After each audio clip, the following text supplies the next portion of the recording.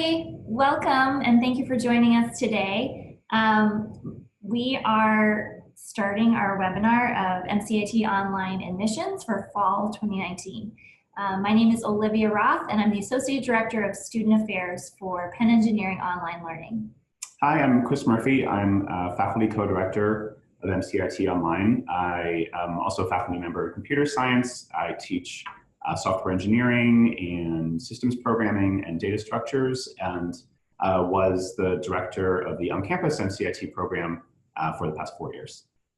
Yeah, and so we're going to start with a presentation that goes over some of the basics regarding this degree program, and then we will open it up for questions after that. So in terms of logistics, the way things work is Zoom has a tool called a Q&A tool. So if you kind of hover over the toolbar, you'll see Q&A. And as we go along, feel free to ask questions. You never know, we might answer them during the presentation itself. But try to keep all questions there. And then the chat tool is more of a place to post, like if you can't hear us or if there's, you know, operationally something going wrong. So also, the cool thing about the chat tool is that you can upvote questions that other people ask. So that is an option too. So if you see that somebody else already asked the question, you can just like it, and then our team will respond to it either in real time, or we'll sometimes post links within the Q&A tool as well. If you are calling in over the phone, unfortunately we don't have a good way for you to ask questions at the moment, but feel free to listen in, and we'll also post a recording of this webinar on our website. And if you ever have questions that are not addressed on the webinar, you can, we'll go over some resources that you can check in with. Also, if you're having any issues with Zoom itself, I suggest using Chrome as your browser. It's the most compatible. You can also try downloading Zoom as an app onto your desktop, and sometimes that solves the problems if there's features that aren't showing up for you, such as the Q&A tool. Okay, so let's see if I covered everything so far. Oh, yeah, basically we won't be able to probably answer every question right now, but we'll do our best to get to as many as we can. So let's get started. Just here. And Chris is going to start us off. Right, so the MCIT program started in around 2000, 2001, sort of in a response to the growing interest in computer science at the time. And the program has been growing sort of ever since. This is, I think, the 18th incoming class, started last fall. MCIT is a master's program in computer science for students who don't have any prior computer science background. It's very similar in terms of the topics that you would get in an undergraduate computer science program, plus some parts of a master's program. But it is a master's degree, and the online version is exactly the same in terms of the degree, what the degree says, what the transcript says, the curriculum. Everything is the same except really for the mode of delivery. Everything is online instead of being on campus, but otherwise it's the exact same program. So the MCIT curriculum consists of 10 courses. There are 6 core courses and then 4 electives. The 6 core courses I sort of think of as everything you need to know about computer science jammed into 6 courses. So, and we can think of it as maybe 2 tracks. The course numbers are listed numerically here, but we can think of some of the courses going together. So 591, Intro to Software Development, is followed by 594, Data Structures and Software Design. That's the programming, software development track, if you will. The second one is 592, Mathematical Foundations of Computer Science, and 596, Algorithms and Computation. That's more the theory side. And then 593, Introduction to Computer Systems, and 595, Computer Systems Programming, is more of the hardware systems, the network side. So you get this kind of foundation in the programming, in the theory, and in the hardware and the networks. And then the 4 electives are courses that you would take after completing the core. We're still sort of figuring out exactly which electives we'll be offering starting in a year from now, I guess. but certainly in areas of interest such as machine learning, data science, computing systems, artificial intelligence, software engineering, very applied, industry relevant courses. Yeah, and what's kind of cool is that our first group of students has actually started now, and they are weighing in on the kind of topics that they're interested in too. So we're taking into account that feedback. Okay, so this is some of the details that are important when you're actually submitting an application. And you can find this information on our website as well. But just some things to highlight. We have, let's see, we get a lot of questions about letters of recommendation. In fact, we have a whole section on our FAQ page just devoted to letters of recommendation. I guess one thing we could speak to is who is a good person to ask for a letter. We've been going over some of this language internally so that we can post it online and share it with applicants. But I think we actually haven't done that yet. So, I mean, I think what we've said is you want to try to find someone who can has evaluated you in the past, or can speak to your abilities and your work ethic. So ideally it would be like an academic advisor or a work supervisor. But in some cases I know that people have different life situations where they don't always have access to those. So if you're in some kind of unique situation, I like to use the example of like maybe you're self-employed, that you could perhaps ask a client to write a letter for you, because they would have that similar kind of be able to evaluate you kind of in that way. So sometimes you have to think creatively, but what you want to avoid is like family members or colleagues. I think are okay, but not ideal.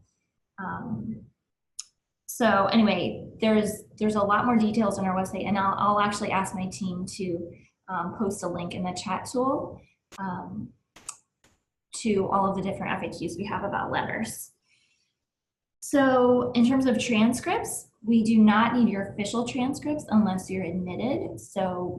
But we do need, with the application, we need transcripts for every academic credit that you've received. So even if you, let's say, started a program and didn't finish it, we would need to receive the unofficial transcript for that, so that we can see your complete academic history.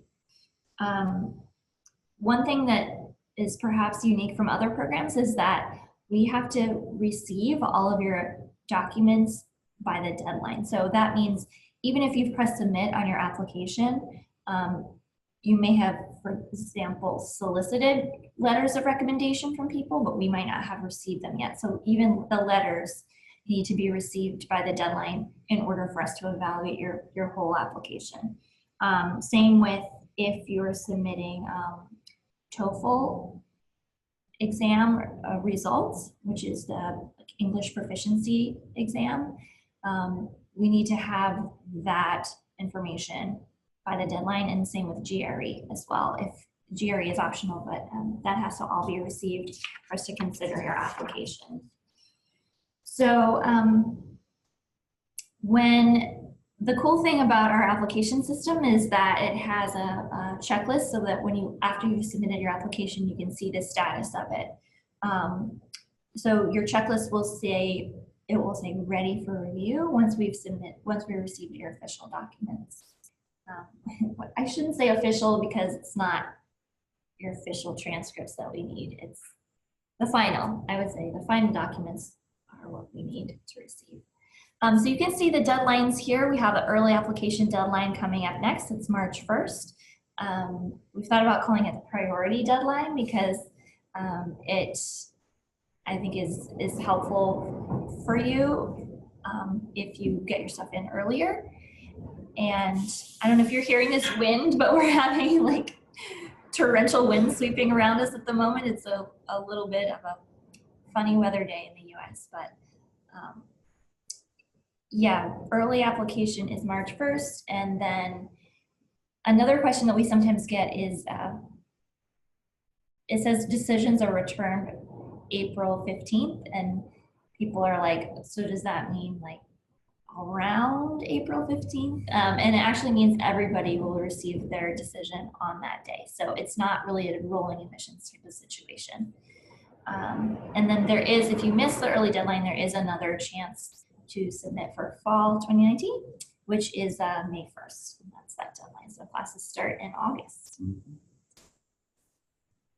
So one question I have gotten as program director for the on-campus course over the years are things like, is this the right program for me? And how can I improve my chances of being admitted? So I'll try to address some of that now.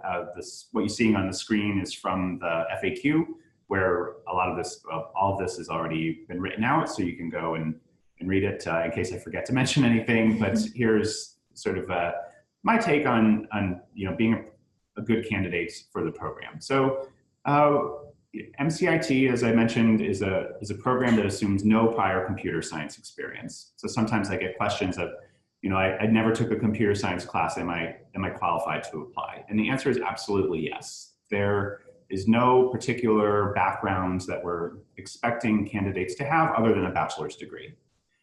So if you had a engineering background, a physical science background, that's great. Those are all quantitative fields. But even if you had something that's not quantitative in the humanities or social sciences, then that's okay too, right?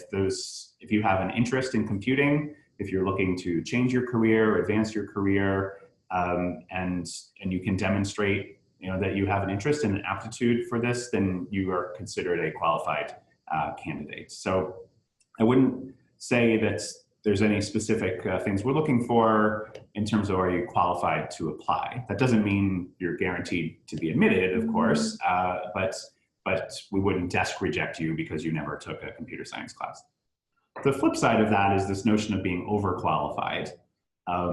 Because MCIT is intended for and has been from its inception for students who have no prior computer science experience, sometimes we do have qualified applicants, but who have too much prior experience and are considered overqualified and are not offered admission. And a lot of questions, especially that we have the first time around with MCIT Online, is how do I know if I'm overqualified? If you majored in computer science, you have a degree in computer science, that's quite clearly overqualified. That's kind of obvious. What about a minor in computer science? Well, not all minors are created equal, and sometimes they might be slightly different, and sometimes you are, and sometimes you're not. What if I took some courses online? What if they were edX courses that were from Penn, right? Does that make me overqualified? So what we consider the official definition of overqualified is if we think you could realistically and reasonably waive more than two of the 6 core courses. So if you have learned Java programming, data structures in Java, and C programming, so those are 3 separate courses that are part of our curriculum, we'd probably consider you overqualified because you could waive those. Another way to look at it is that we insist that all students take at least 4 of the 6 core courses, and you can waive up to 2 or get transfer credit for up to 2.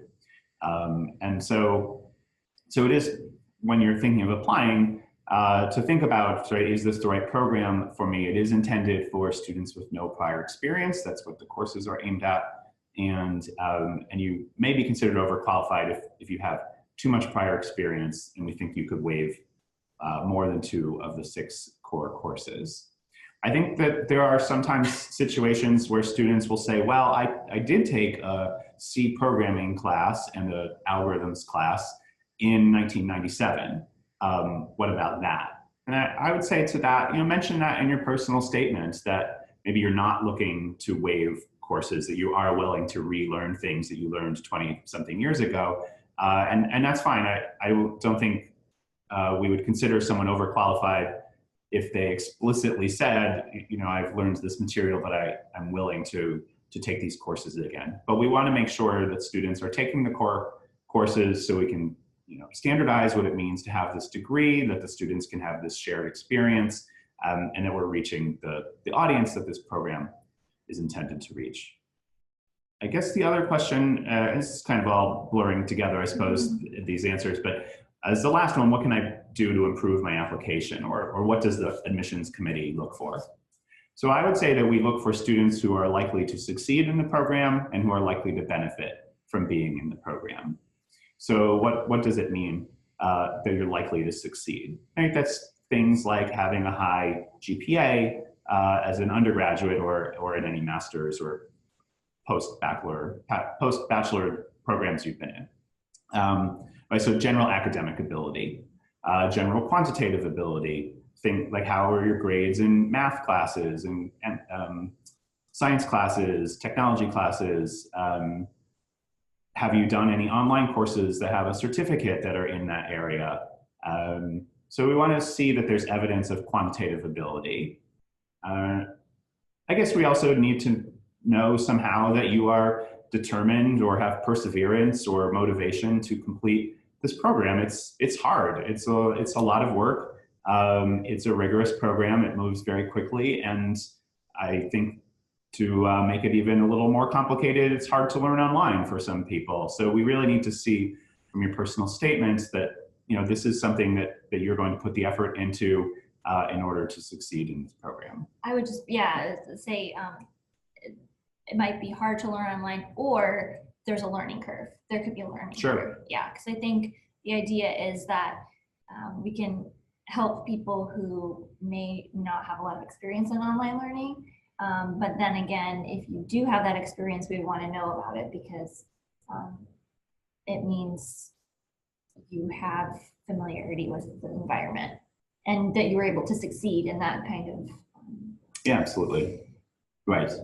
And a good way to show that is the shameless plug for our own product.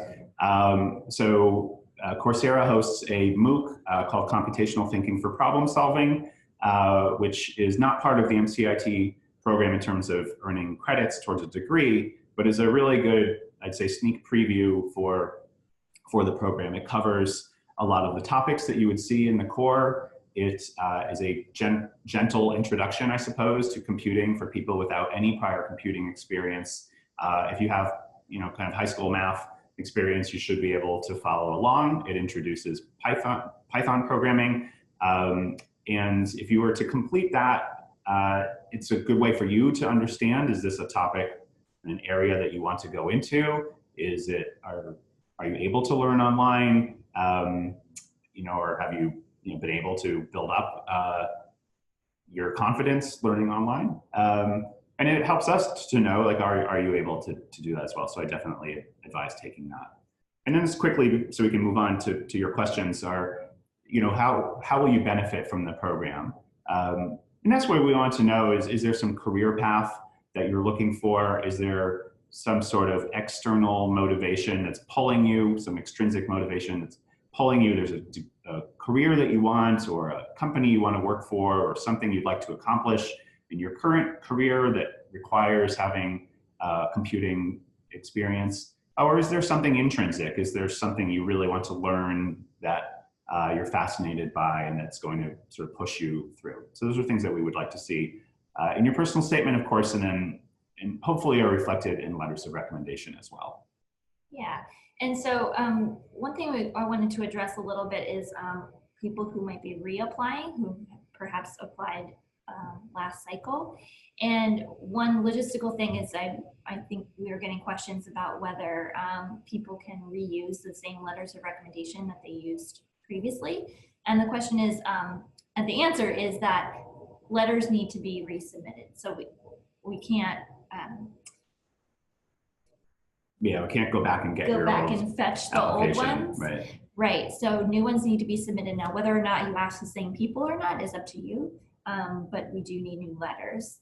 And then also I would say that something to keep in mind is that the committee is looking for evidence of quantitative abilities. Even if you, likely you don't have a computer science undergrad, but maybe, like Chris was saying, you've taken math courses or even other online courses. And so anything that you can provide that's kind of something that we can measure is really helpful. So whether that's addressing it in your personal statement or adding it to your resume, for example, online classes that you may have taken after you graduate from college, all of that is very relevant, and that can, I would say, improve your application. Oh, absolutely. Yeah. If Right. perhaps you didn't get in before. And the GRE. So another way to demonstrate quantitative abilities to take and do well on the GRE.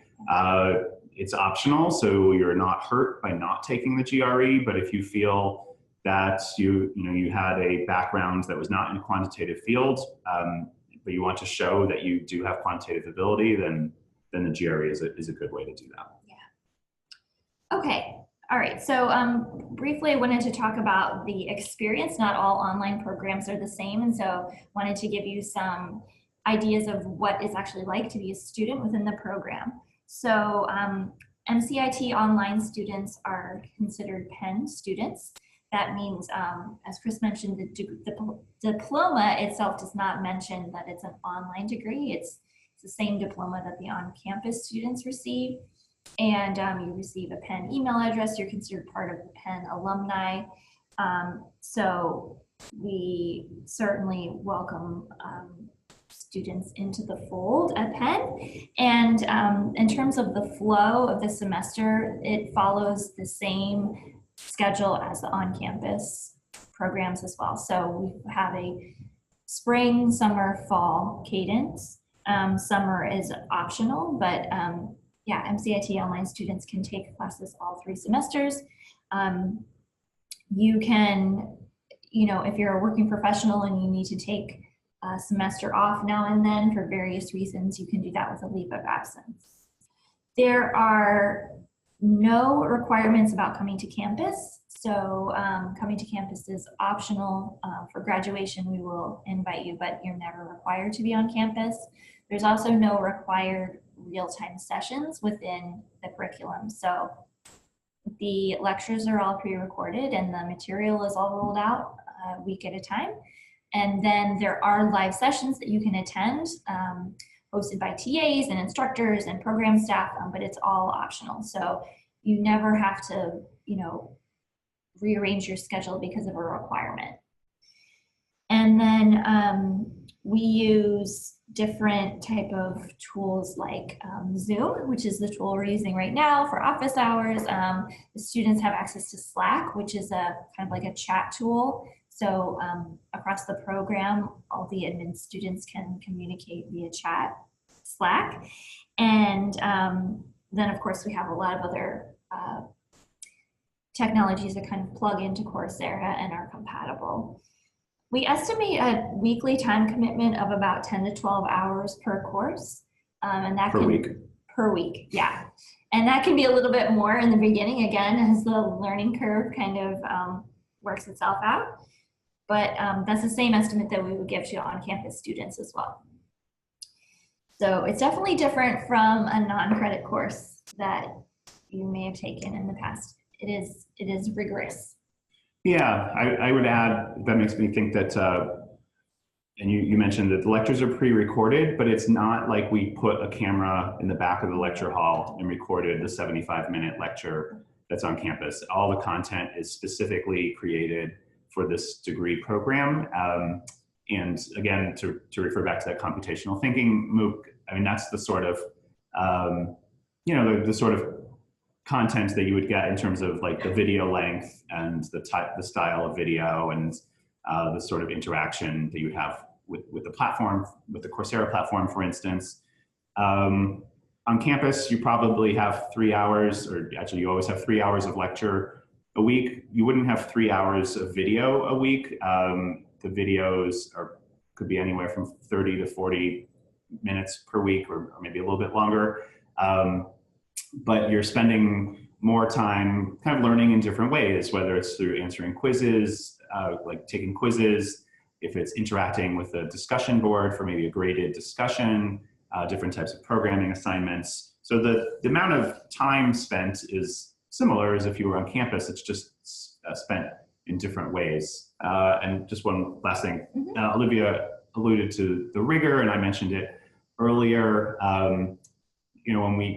we had a webinar, I think it was for the admitted students, and there was the question of how much time should I expect to work per week. And one of the things that came up, we had some current on-campus students on that webinar, and they said, you know, you learn from doing it and not by watching the video or going to the lecture. I think that's probably me who said that. And the time that you're spending, it's not like, let's say, you think, okay, it's going to take me 8 hours to complete this assignment. It's not just like sitting down and spending 8 hours doing it. It can come in starts and stops because programming or any kind of quantitative thing sometimes needs a little bit of, I have to step away and think about it for a little while. So yeah, so just to kind of set the expectation of, it's not simply watching 3 hours of video a week, writing a paper or something that you know how long it's going to take you. And that's part of the challenge as well of a rigorous, fast-moving program. But there is lots of TA support. You can answer this, but I'm pretty sure we have a very strong TA to student ratio. Yes. We'll talk about that later. And the faculty, the instructors are available, and so there's plenty of support to help everybody succeed in the program. So this is an example of the pacing that a person could do. It's only one example, and remember I said you can take leave of absences. So in this particular example, this student started in the fall and looks like they took a summer course and then they graduated in 1, 2, 3, 4, 5 semesters. So there's 10 core courses, so you can kind of do the math about, this is one example. You could complete it at this speed, or you could, start with one course initially and then skip the summer and then 3 courses after that, and then, 2 courses in the next semester. Anyway, there's infinite number of, not infinite.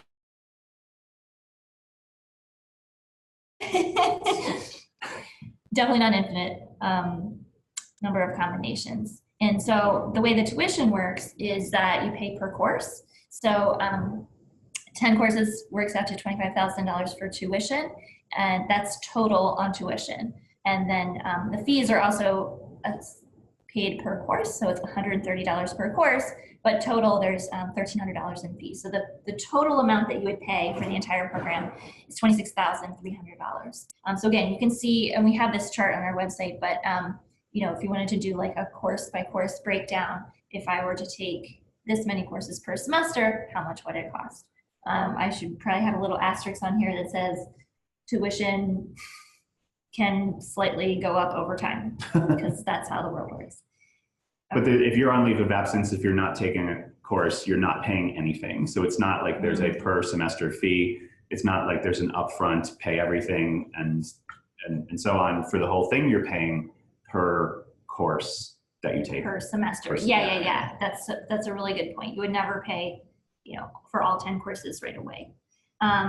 Financial aid, if students are enrolled at least half-time, which in this program is defined as at least 2 courses, then you'd be potentially eligible for federal student loans. So there's no financial aid designated for international students, and we do not have scholarships at this time. I should also say that for international students, we do not provide visas because the program is 100% online. There's no visas provided by the MCIT online program. So now we have time for some questions, and we have this fancy method where our team will start sending us the top rated ones. Do we want to be on camera for this? Yeah, sure. Let's be on camera. Here we are, nice and big. Okay, so regarding number 1. Yeah, so the first question is, how competitive is the program? How many people apply versus are admitted? So I think we're not currently publishing the admission rates, I'm pretty sure, just yet for the first incoming class for MCIT Online. I can tell you that on campus, we do publish the admission rate for the on-campus program that's on the MCIT website. I think for the class that started this past fall, I think the admission rate was something like 11%. That was 70 something out of 800, that can't be right. something like that, 77 out of, Infinity? Does it involve no, infinity? something like that, 70 something out of 700 something, and it was around 11%. The online admissions rate is not that low, but it's not tons higher either, I guess is what I've been telling people. So it's still a selective program, but we are hoping to, grow the size of the incoming class. This was the first time around, and hopefully we want to, be able to reach more people. Well, we did admit, I think we could say Yeah. around 200 for the spring and around 200 for the summer. Right. So that is what happened. I should say also that just as a reminder, when you have questions, post them in that Q&A tool that you see, and then you can also upvote other people's questions within the Q&A tool. There's also a tab within that tool that has shows you questions that have been answered. So as we answer things verbally, our team is then transferring that information into the tool. So you can see a log of things that have already been answered. Number 2. Sure. So the second question is, are there a lot of group projects, or is it mostly individual work? I think it depends on the course and the topic. I would say in the courses that are programming focused, of which there are 3, the Intro to Software Development, the Data Structures and Software Design course, and then Computer Systems Programming, there are group projects, and it's important to have group projects. It's important to learn how to build pieces of software that you can't build on your own, that they're bigger than what you can do on your own. But we're trying to be very mindful of how we assign groups, or sometimes we would let students form their own groups, but trying to assign groups, I think experience says that people in the same time zone or who have the same work schedule is the way to go. So rather, obviously we don't want people who are in completely different time zones, completely different work schedules. And there are lots of tools in place to facilitate working together on group projects. Okay, so I was looking through at some of the other questions. There's a question about career services, and I should say that in terms of the services that MCIT Online provides, we have kind of a focus in 3 areas. So we're focusing on academic support, career support, and then networking and community. So those are kind of the 3 buckets where we really are focusing our efforts. And in terms of career support, we have some support from the central office, and then we have also some initiatives at the program level as well. So the program level ones I think are particularly exciting because we get to implement them ourselves. So we have things like online seminars that feature MCIT alums, particularly ones that are working in interesting fields within industry. We'll interview faculty members who work here and about interesting research that they're doing. We're going to have a webinar for admitted students with our alumni director. In terms of a lot of this overlaps, right? Because networking kind of relates to your career as well. And so, like I said, you would have access to all of the same research that the alumni have access to. So whether that's sort of the internal social media platform that's used by Penn alumni, but then also there are physical clubs around the world that admitted students have access to as well, which is great because their students are all around the globe. So there's kind of a variety of different tactics, and we try to tailor our career support based on what your particular goals are. So if you are a career advancer versus a career starter, that might be a little bit different depending on what you need. And again, we assess that right off the bat when admitted students are participating in a virtual orientation. So we are starting that on day 1, basically. Right. Okay, so questions about GRE. Yeah, so one of the questions, where to go?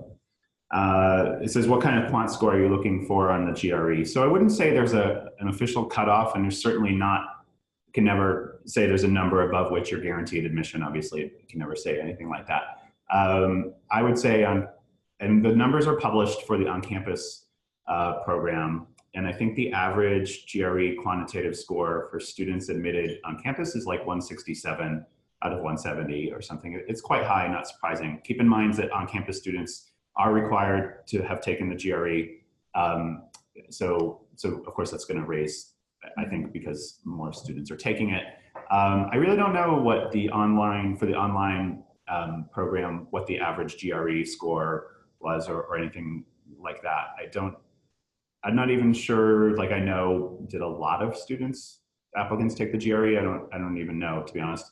But I would say that for me and what we tell students on campus is like 160 is sort of again, I wouldn't say above it and you're in and below it or you're out, but that seems to be the threshold. It is a competitive program, selective admissions process. And so again, I don't want to imply that if you're over 160, you're guaranteed admission or anything like that. And I don't want to imply that below 160, you'll never get admitted, but that's a kind of good ballpark number. Okay. I'm going to take number 7. So it says, is there an option to take more elective courses besides the minimum amount? And the answer is sort of. So if you think about the curriculum slide that we looked at, there's 6 core courses and 4 electives. So that's 10 courses. So once you have fulfilled all of those requirements, you do need to graduate. But that being said, for example, if it's your last semester and you only need 1 more course to graduate, you're fine to take 3 courses if you would like. So if that makes sense, that is kind of the deal. This one looks like it's a question about the credential itself. Yeah, so the question is the degree awarded an MA or an MS? It's actually called MCIT. It's actually a Master's of Computer and Information Technology in Computer and Information Technology. That is actually the name of the degree. So it's not an MS, but it is recognized as a STEM degree for like visa purposes, OPT. Well, you can't get OPT because you wouldn't have an F1 because you wouldn't be in the country for this degree. But it is recognized as a STEM degree. Yeah, and it's its own credential essentially, and but it's been on campus, as we mentioned, for 18 years, and I think among many top employers, it's gained its own reputation because we have alumni who are working in top companies. Yeah. So this is the one that has the most likes right now. It says, is there a benefit to applying by the early application deadline versus the regular application deadline? Are you looking at me like you want to answer that? No, I'm just pausing before I answer.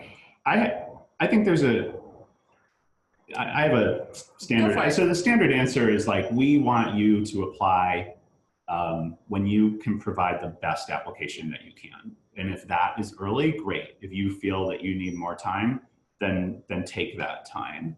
Is there a difference in like, are you more likely to be admitted one than the other? I have no idea. I like to think no. I don't know, that's necessarily mathematically the way it works out, but I would say in principle, it's not like we're trying to, it's not like there's a different pool and we're comparing you against different standards. It's always the same standards.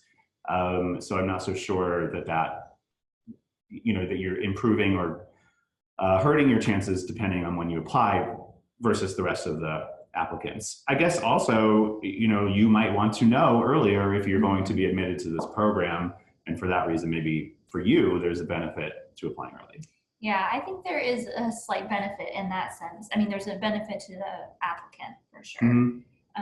Because then it also gives you more time to, get your official transcripts to us, plan for, if you find out that you get in, you have more time to plan for not moving, which is nice, but getting things in order beforehand. Do 13. Okay. All right.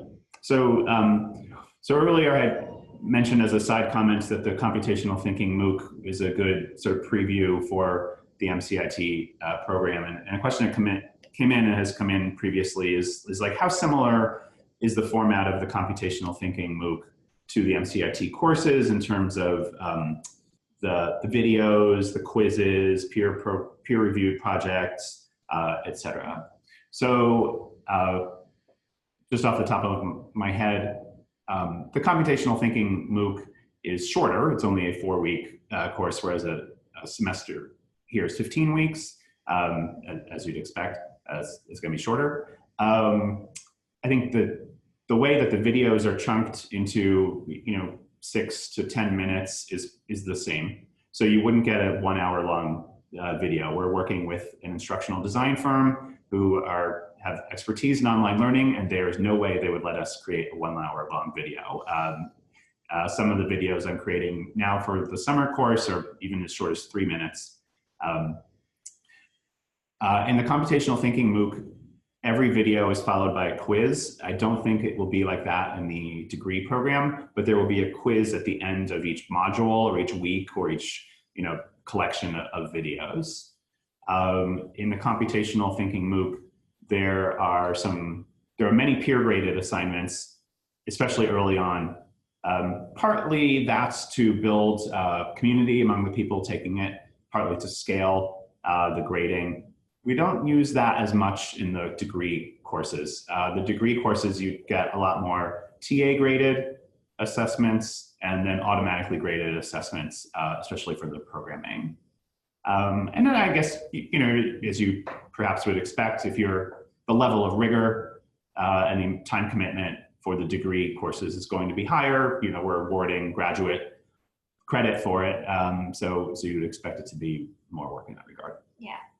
So this is a good one, I think. Have a number.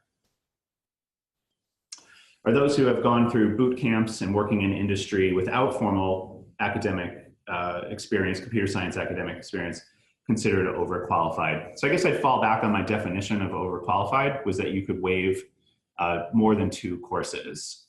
Typically, broadly speaking, boot camps are teaching you how to program, maybe a particular application stack or a particular language, and maybe that would overlap with 1 or maybe 2 of the core courses.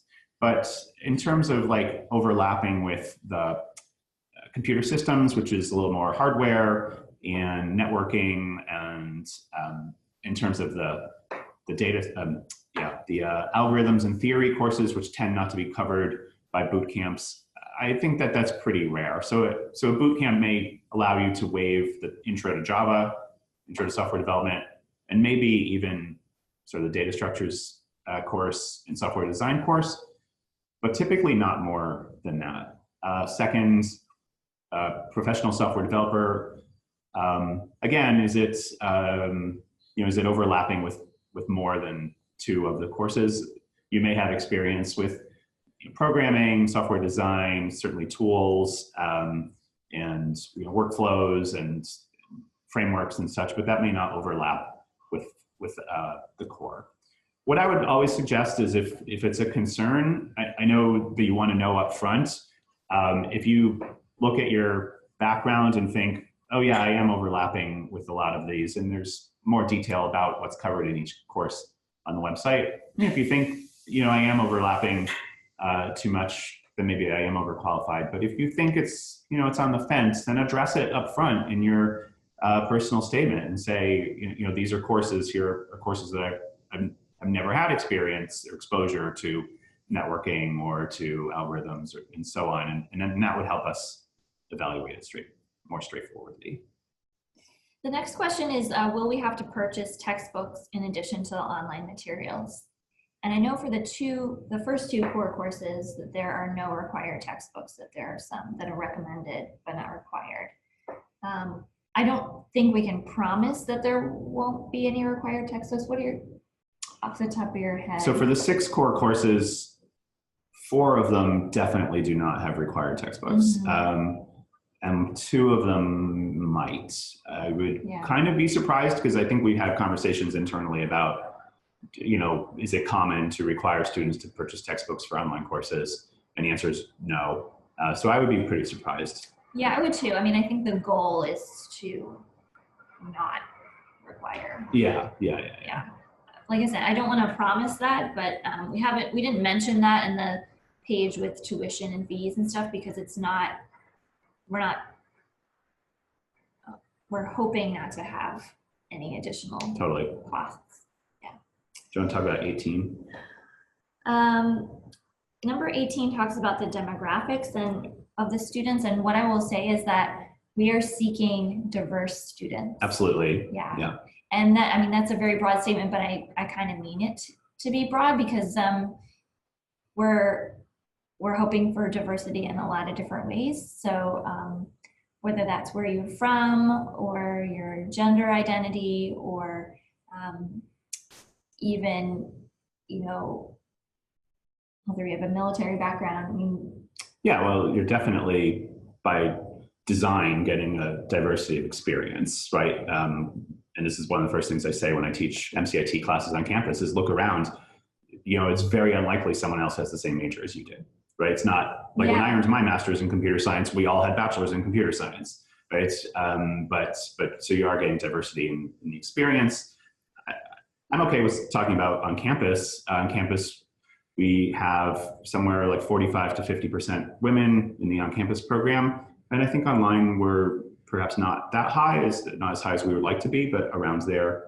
I think the age, you know, I think the age online, the average age of students online is, as you might expect, is a little bit higher than it is on campus. On campus, we do have a number of students who are right out of undergrad, but online, most of the students have, you know, are working full time and have more work experience. Okay, so another question is, can I say one more thing about diversity? Yeah. There's also where people come from. So on campus, again, it's somewhere close to 50-50 domestic and international. That's, I think it's leaning more domestic online is my recollection, for a variety of reasons, you know, availability accessibility to Coursera and so on from other parts of the world. But we certainly are seeking to have, you know, not all domestic students, not all international students, but to have a good mix. Yeah, and I think that's one of the things that is so exciting about this program is that we do have a lot of people with different backgrounds, and I think then that unique background serves you well as a graduate of the program because you might have like a non-technical background that you get to combine with this technical expertise and way of thinking, and so it makes you a really unique employee that people will want to hire. We have about 12 minutes left. So there's a question about campus resources. And again, we're kind of focusing on academic support, career support, and networking / community. But in addition to that, campus has a lot of virtual resources that are available to students, such as library services are available virtually, and we have confidential resources that students can contact if they need someone to talk to. There's all of the basic services like student financial aid and the registrar's office and the stuff that you need to get by. And there's a question about auditing in-person classes, and that is not part of the program. So if you lived in Philadelphia and wanted to come to like in-person faculty office hours or audit a class on campus, that's not part of the understanding. So the understanding is that your interaction with the program would be primarily online. Yeah. And likewise, the on-campus students don't do the online courses. That's right. Yeah. Yeah, to kind of standardize the experience and make sure we're having kind of consistent delivery to the different audiences. Yeah, and that being said, I mean, we are open to planning in-person meetups. Right. So we'll likely do that, you know, once or twice a year in Philadelphia for people in this area, but then also wherever there's a hub, you know, when our faculty travel, they can potentially meet up with students. I'm going to London in April, and I'm hoping to meet up with students then. But we can help students organize their own local meetups as well. I think we have a bunch of people in the Bay Area already, so they have their own Slack channel. I think there's a New York meetup a couple weeks ago. Yeah, already. Yeah. There's some next Yeah. seas of students, but there will be even more so, right, as the cohorts continue to grow. There were a couple of questions about that, like 24. Mm-hmm. Let me do that one. Yes. So a couple of questions about like what sort of jobs does this program prepare me for? Does it prepare me to be a data scientist, et cetera? So I would say that if you, the only sort of evidence we have is from the on-campus program, but if you were to look at the Penn Career Services website, they have an annual report for each school, and if you see the School of Engineering, it lists the jobs that MCIT students got when they graduated. And of course, the vast majority is software engineer. And then we are starting to see people who get like a technical program manager, product manager, where they're technology adjacent, but maybe more focused on the business side of the company, but are still involved in the development of a product and are still certainly able to converse and be part of the team that's developing it. The data science one is a little bit tricky. The uptick in the data science positions, I guess, has not been long enough that we can see like our MCIT program students going into data science. Penn does have an on-campus data science master's program. So students who are interested in data science are, of course, more likely to go into that program on campus.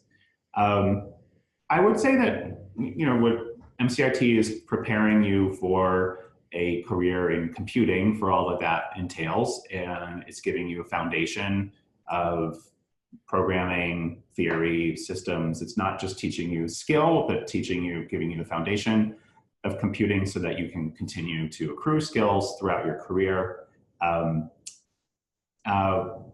However, 6 of the courses are these core courses, then you have your 4 electives. And the idea is to have some big data or data science electives at some point. Obviously, they're very popular. They're very popular on campus.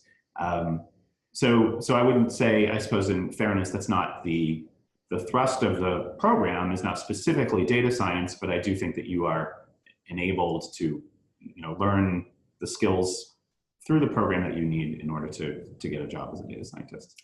Yeah, just say there's some overlap and or synergy between There's some the two. overlap and synergy. It's, to be fair, it's not a data science program, Right. but there are certainly people who, I believe there are people who have completed this program and have gone on to jobs as data scientists. In fact, I know there are. Cool. Great. Well, I wanted to make sure that we had time to sort of do a few wrap-ups before we end here. So our website is onlinelearning-cs.upenn.edu. So there's you can't click on it probably, but there's a hyperlink on this slide to our FAQ database, which is really pretty robust at this point, and it's also searchable. So you can search for any question and see if you can find it on there. Also, you can send us an email, and we're very responsive to those. We do have one more webinar coming up in March before the regular deadline. If for some reason you had a burning question that what we weren't able to answer today, we might be able to get to it next time. Another plug is for our expression of interest form. So if you go to our program description on Coursera's website, they have a request info button. And what that does is it basically makes sure that you are in the loop regarding our program. So you would receive reminders about admissions deadlines and any more webinars that are coming up and that sort of thing. So I highly recommend that. And then finally, we mentioned this Computational Thinking for Problem Solving course. It's a 4-week course on Coursera.org. And I will say what's really neat about it is that the 2 instructors that are featured in it, one of which is Chris, are instructors also in the MCIT online curriculum. And so again, even though it's not part of the actual degree, it gives you kind of a sense of some of the aesthetic and the production quality and that sort of thing that you'll find within the degree itself. And just to brag a little bit, it's been doing well. It's been getting really good reviews, and we're really proud of it. So again, it doesn't guarantee that you would get into our program, but if we see that you've taken that course, it shows us that you're pretty committed. And then, like I said, I think once students are admitted to the program, they find that, you know, they at least have some exposure to coding and the way of thought that is a good foundation for getting started. Finally, I wanted to give out a shout out to our colleague, Erica, whose birthday it is today. So please flood the chat box with happy birthdays to her. Nice. She is amazing, and we're so glad she's on our team. And it's a special day because it is the day of her birth. Nice. So I will say that we are going to, yay, it's working. We're going to post a recording of this on our website within the next week or two. And also, if you sign up on that mailing list that I mentioned, you'll get a notification once the recording has been posted, I believe. So feel free to share this webinar with your friends. If they have questions about the program too, as I said, it really can be useful to a lot of different people or different places in their lives. You can access it from anywhere, and you do not need a background in computer science, just a bachelor's degree and a mind that can't stop thinking about computation. Nice. All right, have a great day, and we will talk to you later. Bye.